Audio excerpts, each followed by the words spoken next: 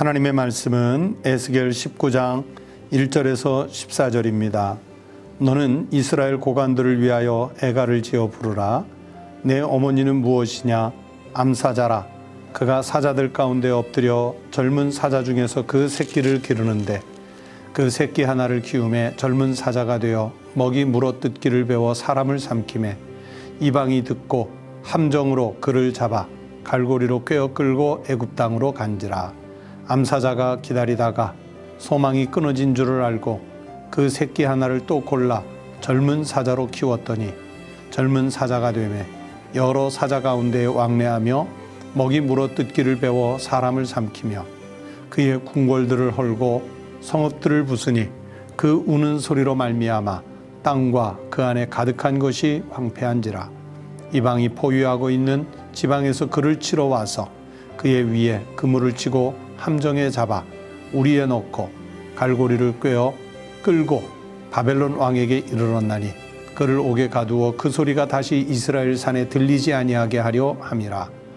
내 피의 어머니는 물가에 심겨진 포도나무 같아서 물이 많으므로 열매가 많고 가지가 무성하며 그 가지들은 강하여 권세 잡은 자의 규가 될 만한데 그 하나의 키가 굵은 가지 가운데에서 높았으며 많은 가지 가운데에서 뛰어나 보이다가 분노 중에 뽑혀서 땅에 던짐을 당하매 그 열매는 동풍에 마르고 그 강한 가지들은 꺾이고 말라 불에 탔더니 이제는 광야 메마르고 가물이 든 땅에 심어진 바 되고 불이 그 가지 중 하나에서부터 나와 그 열매를 태우니 권세 잡은 자의 규가 될 만한 강한 가지가 없도다 하라.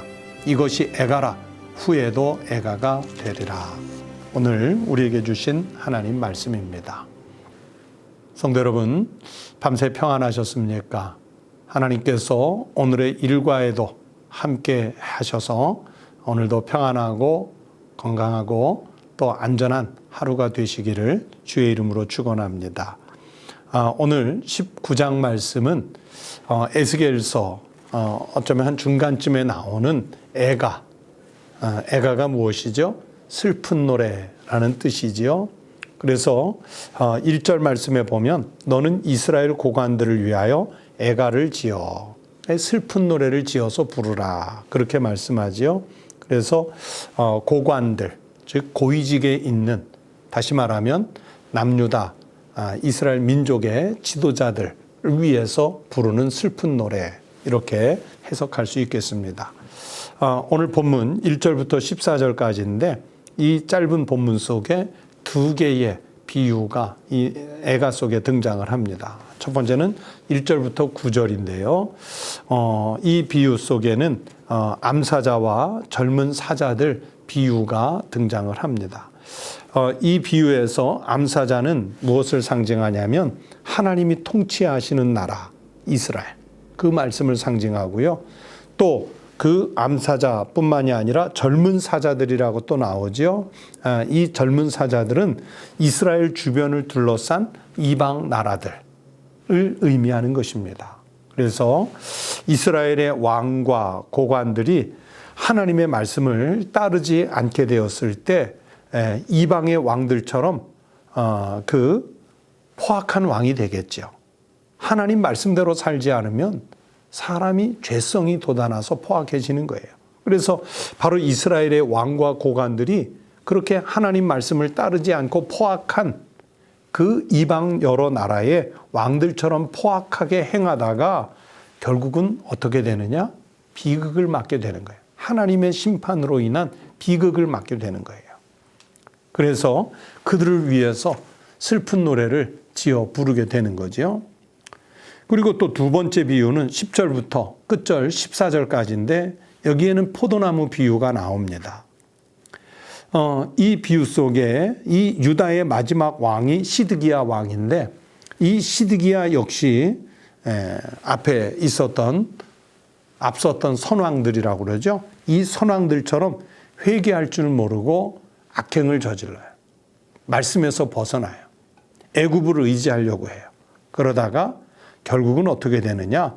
멸망의 길을 갈 것이라 하는 예언이 등장을 하지요. 12절 13절 말씀을 한 번 더 보세요. 분노 중에 뽑혀서 땅에 던짐을 당하매 그 열매는 동풍에 마르고 그 강한 가지들은 꺾이고 말라 불에 탔더니 이제는 광야 메마르고 가물이 든 땅에 심어진 바 되고. 여러분, 포도나무가 뽑혀서 땅에 던져지면 그게 무슨 의미가 있겠죠?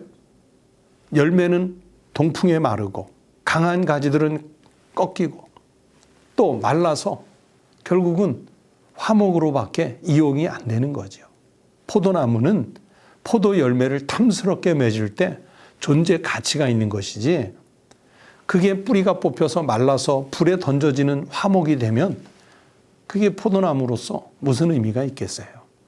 바로 이스라엘 마지막 왕 시드기야가 회개할 줄 모르고 악행을 저지르다가 그렇게 되는 거예요. 분노 중에 뽑혀서 땅에 던져지고 이제 광야에 던져졌다, 심어졌다는 얘기는 생명을 잃어버렸다는 것을 의미하는 것이죠. 그래서 이 말씀을 통해서 하나님이 우리에게 말씀하시려고 하는 의도는 무엇인가? 그 첫 번째는, 여러분, 우리는 주변의 것에 너무 미혹되는 경우가 많다는 것을 경고하시는 거예요. 사실 우리 주변에 보면 멋있어 보이는 것 많지요. 화려한 치장을 했을 때 그 외모가 멋있어 보일 수 있고요. 어떤 고관, 고위직에 올라간 사람이 뭐 카리스마 있게 리더십을 보이는 것 보이면 참 멋있어 보이고요. 아니면 남들이 부러워할 만한 어떤 소득, 명예, 권세 이런 것을 얻은 것을 보면 참 멋있어 보일 때가 있습니다. 그래서 저런 치장 혹은 저런 즐기는 생활, 저런 부요함 우리가 그대로 담고 싶어 하는 그런 마음이 우리 본능 속에서 일어날 수 있지요. 이스라엘의 그 막바지에 있었던 왕들, 여호아하스라든지 또는 여호야긴이라든지 또는 시드기야 왕이라든지 이런 왕들이 그랬다는 거예요. 이런 왕들뿐만이 아니라 왕을 보좌하는 당시의 고관들도 그랬어요. 이 왕들과 당시의 고관들이 무엇을 부러워했냐면 이방 나라의 제도, 또 막 떠오르는 다른 신흥 국가들의 삶의 방식, 아니면 새로운 통치 방식, 그들이 만들어내고 있는 문화, 이런 것들을 막 흡수하면서 자기네 하나님의 선택한 민족인 이스라엘 민족을 그렇게 바꾸어 가고 싶어 했어요. 그런데 그런 행위가 바로 하나님 편에서 볼 때는 썩어 없어질 것에다가 마음을 두는 거예요. 마음을 빼앗기는 거예요. 세상의 제도, 삶의 방식, 문화 이런 것들을 받아들이려니까 결국은 하나님에게서 멀어지는 거죠. 하나님을 믿는다는 것이 참 멋없어 보이는 거예요. 하나님과 함께 사는 삶이 초라해 보이는 거예요. 그래서 하나님과 점차 멀어지죠. 그 얘기는 주변의 젊은 사자들에게 마음을 빼앗기다가, 즉 미혹되다가 하나님과 멀어진 것, 그러니 슬픈 노래의 대상이 될 수밖에 없었던 겁니다. 그래서 에스겔 선지자는 이 슬픈 노래를 통해 말씀하려고 하는 것이 뭐냐면, 두 번째는 하나님의 뜻과 하나님의 의를 구하라. 살 길이 여기에 있다. 그것을 말씀해 주십니다. 여러분, 우리가 신앙생활을요, 조금 열심히 하려고 해보세요. 하나님과의 관계 속에 살아보려고 해보세요.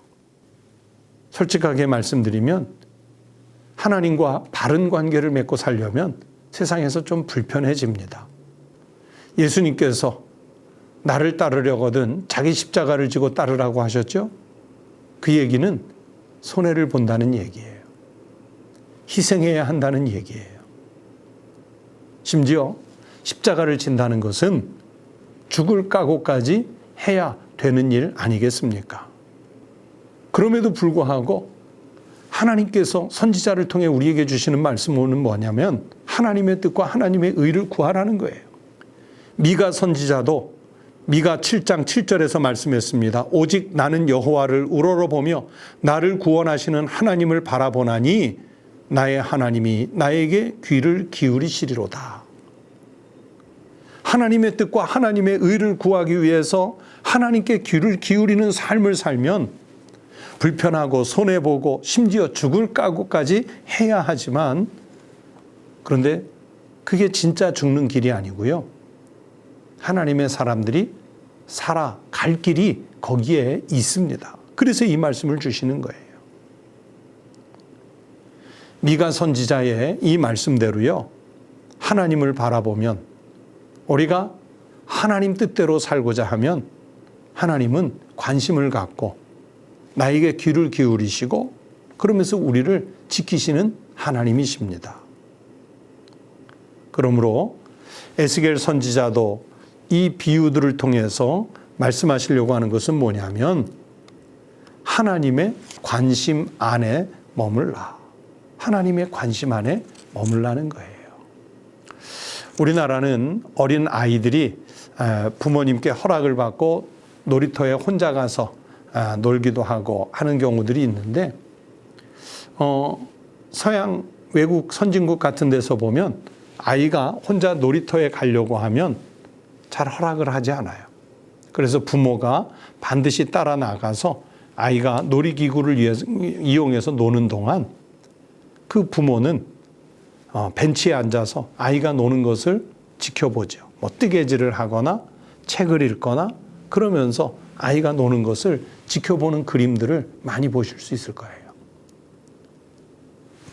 그 부모님 또는 보호자의 관심 안에 머물러 있어야 그 아이가 안전하다는 것을 가르쳐 주는 거예요. 안심하도록 해주는 거예요. 여러분, 우리가 우리 의지대로 세상에서 살려고 하면 우리는 정말 위험한 영적 위험에 노출될 수밖에 없습니다. 하지만 우리가 하나님을 바라보면 하나님은 관심을 갖고 우리를 지키시는 하나님이신 줄로 믿습니다. 우리 사랑하는 성도들이 하나님 말씀 안에, 하나님의 보호 안에, 하나님의 관심 안에서 살아가는 믿음의 성도들 되시기를 주의 이름으로 축원합니다. 기도하겠습니다. 하나님 아버지, 감사합니다. 우리 같은 죄인이 하나님의 시선에서 벗어나 있어도 아무런 항변도 할 수 없던 그런 죄인에 불과했는데, 우리 주님께서 독생자 예수 그리스도를 보내시고 십자가에서 보혈을 쏟아 흘려주심으로 인하여 믿는 자들이 죄를 속량하고 구원을 받아 하나님의 자녀가 되고 백성들 길을 열어주셔서 감사합니다. 우리는 스스로 하나님의 자녀라, 하나님의 백성이라 말하면서도 여전히 세상의 것에 더 많은 관심을 갖고 세상의 것을 취득하기 위해서 탐욕을 부리는 그런 어리석은 삶을 살아갈 때가 많았음을 고백합니다.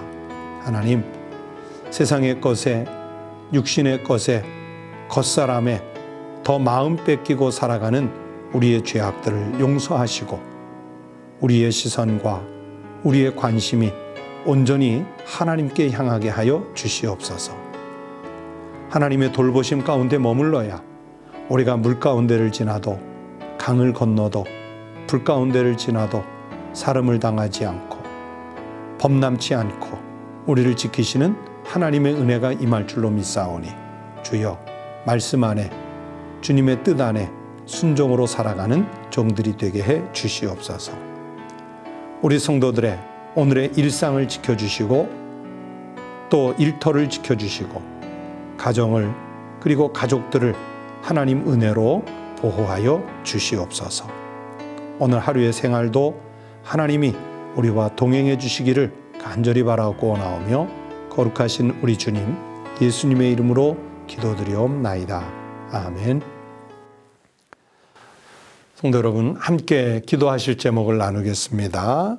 첫 번째는 오늘 하나님 말씀 들으신 거 생각하시면서 이렇게 어려운 시대일수록 우리 청북교회 그리고 우리 한국교회 이 땅의 모든 그리스도인 성도들이 주님만 바라볼 수 있도록 세상의 다른 것에 마음 빼앗기고 미혹당하지 않고 주님만 바라보는 그런 신앙이 될 수 있도록 기도하십시다.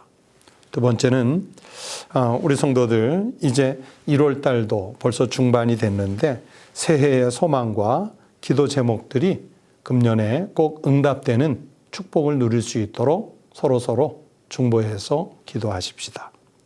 세 번째는 여전히 그치지 않는 이 코로나19 바이러스가 속히 종식되고 안전하고 우리 사회가 평안해질 수 있도록 건강해질 수 있도록 기도해 주시기를 바랍니다. 다 함께 기도드리겠습니다.